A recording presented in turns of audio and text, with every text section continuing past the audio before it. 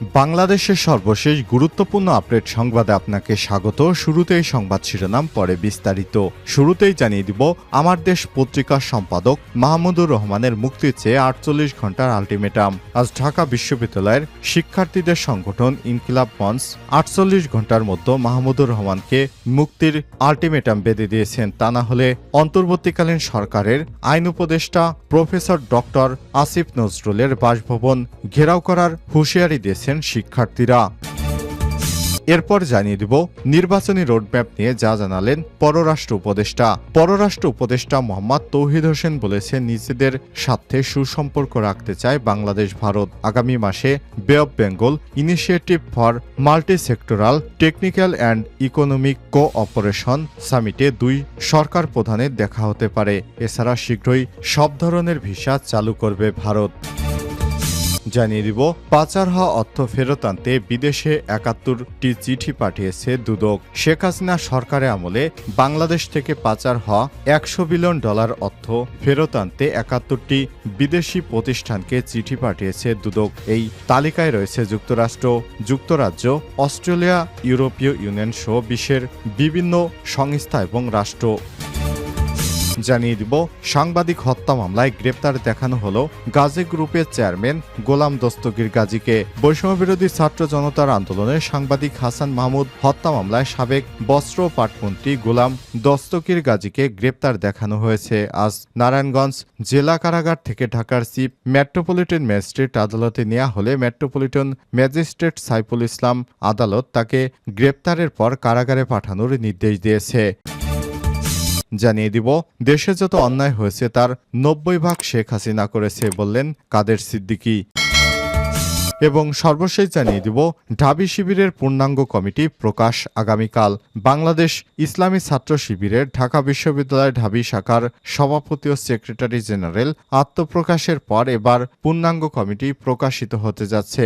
আগামীকাল ২ অক্টোবর এই কমিটি প্রকাশ্যে আনা হবে বলে জানিয়েছে শাখাটির secretary general S M Farhad. আজ ১ অক্টোবর এস এম ফরহাদ কালবেলাকে বিষয়টি নিশ্চিত করেছেন। প্রিয় দর্শক, এতক্ষণ শুনছিলেন সংবাদ শিরোনাম, এবারে বিস্তারিত। তবে তার আগে বন্ধুরা, অনুরোধ থাকবে এই সংবাদটিতে একটি লাইক দিন। এই চ্যানেলে আপনি নতুন হয়ে থাকলে আমাদের সংবাদটি দেখতে দেখতে চ্যানেলটি সাবস্ক্রাইব করে রাখুন। কমেন্ট করে আপনার মূল্যবান মতামত জানিয়ে দিন বন্ধুরা, আপনি বিশ্বের কোন দেশ থেকে বা বাংলাদেশের কোন স্থান থেকে আমাদের সংবাদটি দেখছেন এবং শুনছেন। এবারে বিস্তারিত। মাহমুদুর রহমানের মুক্তির চেয়ে ৪৮ ঘন্টার আলটিমেটাম। আমার দেশ পত্রিকার সম্পাদক মাহমুদুর রহমানের বিরুদ্ধে আনীত মামলা প্রত্যাহার এবং নিঃশর্ত মুক্তি চেয়ে ৪৮ ঘন্টার আলটিমেটাম বেঁধে দিয়েছে ঢাকা বিশ্ববিদ্যালয় ঢাবি শিক্ষার্থীদের সংগঠন ইনকিলাব মঞ্চ। এ সময় তাকে মুক্তি না দিলে আইন উপদেষ্টার কার্যালয়ের সামনে অবস্থান কর্মসূচির ঘোষণা দেওয়া হয়। মঙ্গলবার ১ অক্টোবর বিকেলে ৪:৫টার দিকে ঢাকা বিশ্ববিদ্যালয় সন্ত্রাস বিরোধী রাজু ভাস্কর্যের পাদদেশে আয়োজিত মানববন্ধনে এই হুঁশিয়ারি প্রদান করা হয়। কর্মসূচি ঘোষণা দিয়ে ইনকিলাব মঞ্চের আহ্বায়ক শরীফুদ্দিন হাদি বলেন, স্বৈরাচারের বিরুদ্ধে আপোষহীন মাহমুদুর রহমানকে যদি ৪৮ ঘন্টার মধ্যে মুক্তি না দেওয়া হয়, তার বিরুদ্ধে আনীত মামলাগুলো যদি আইন উপদেষ্টা ব্যক্তিগত হস্তক্ষেপে বাতিল না করা হয়, আগামীকাল রবিবার আমরা ইনকিলাব মঞ্চের পক্ষ থেকে আইন উপদেষ্টার কার্যালয়ের সামনে অবস্থান নিয়ে বৃহত্তর আন্দোলনের ডাক দিব। আমরা সেদিন রক্তাক্ত হব, কিন্তু মাহমুদুর রহমান মান্নাকে মুক্ত না হলে আমরা কেউ বাসায় ফিরব না। তিনি বলেন, মাহমুদুর রহমান প্রথম ব্যক্তি যিনি ফ্যাসিস্ট হাসিনা সরকারকে নৈতিকভাবে চ্যালেঞ্জ জানিয়েছিলেন। তিনি প্রথম ব্যক্তি যিনি একজন সাংবাদিক হিসেবে, একজন সম্পাদক হিসেবে ফ্যাসিবাদের বিরুদ্ধে কথা বলেছিলেন। তিনি একাই ফ্যাসিবাদের বিরুদ্ধে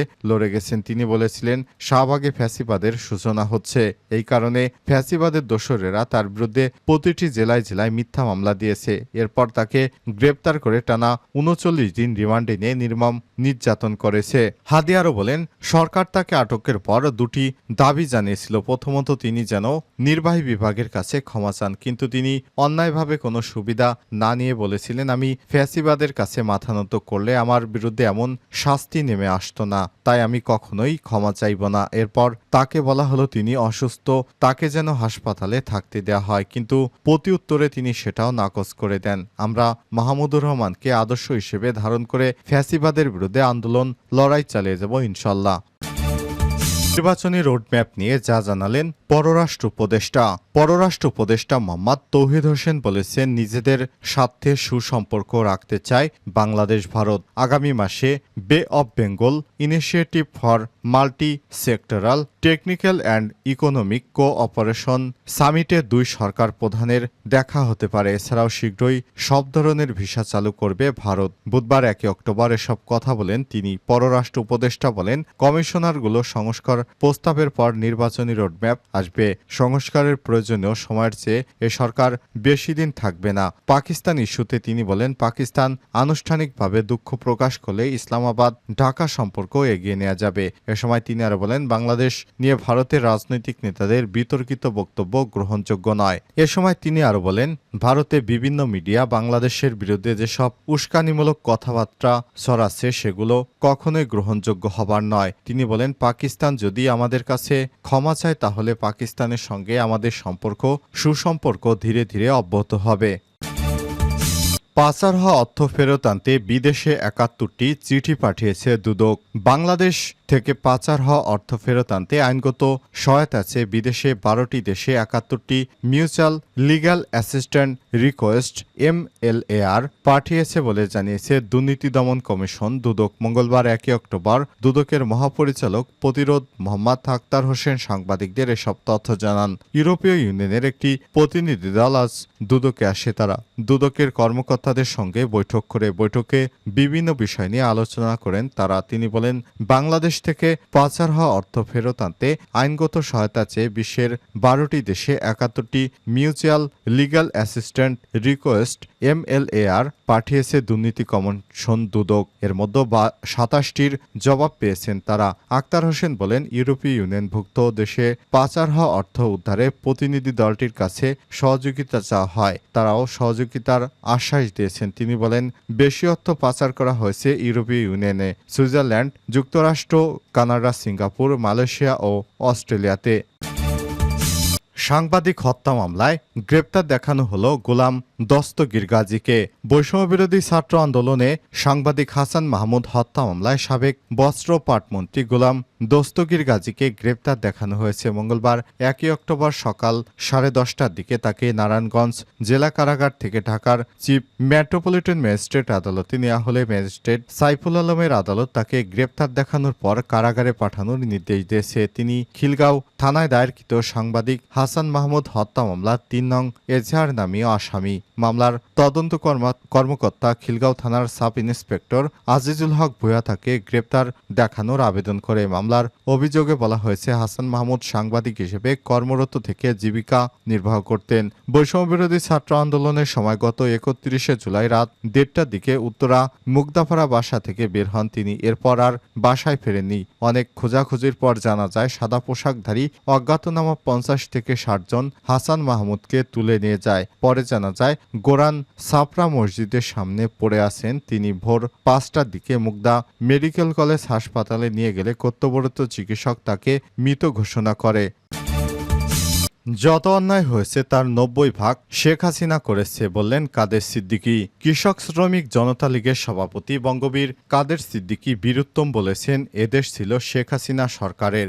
দেশে যত অন্যায় হয়েছে তার ৯০ ভাগ শেখ হাসিনা নিজে করেছেন, আর ১০ ভাগ অপরাধ যারা করেছেন তারা বাধ্য হয়ে করেছেন। এর পরিবর্তন দরকার। মঙ্গলবার ১ অক্টোবর দুপুরে টাঙ্গাইল শহরের করের বেতকা এলাকায় নিহত সেনা কর্মকর্তা তানজিম সারোয়ার নির্জনের বাসায় তার স্বজনদের সঙ্গে সমবেদনা এবং সাক্ষাৎ শেষে সাংবাদিকদের এসব কথা বলেন তিনি। কাদের সিদ্দিকী বলেন, যে দেশে একজন সেনা কর্মকর্তাকে এভাবে ডাকাত দল হামলা চালিয়ে হত্যা করতে পারে তাহলে বুঝতে হবে সমাজ কিছুই নেই, আইন কানুন বলতে কিছুই নেই। দেশটা কেমন যেন হয়ে গেছে, মানবিক মূল্যবোধ একেবারে ধ্বংস হয়ে গেছে। তিনি আরো বলেন, সেনাবাহিনীর পোশাক পরা এক মানুষের গায়ে দুষ্কৃতকারীরা যখন আঘাত করে পারে তাহলে বুঝতে হবে দেশে আইন শৃঙ্খলা বলে অথবা দেশের শাসন ব্যবস্থার প্রতি মানুষের যে শ্রদ্ধা, ভালোবাসা এবং দুষ্ট লোকের যে ভয় থাকে তা কিছুই নেই। সমাজটাকে বদলাতে হবে। এ সময় তিনি বলেন, শেখ হাসিনার আমলে যত অন্যায় অত্যাচার যাই হয়েছে তার সম্পূর্ণ দায় শেখ হাসিনাকেই নিতে হবে। এ সময় দেশে শেখ হাসিনার সময়ে সংগঠিত অপরাধের ৯০%-এরই দায় নিতে শেখ হাসিনাকে বলেন।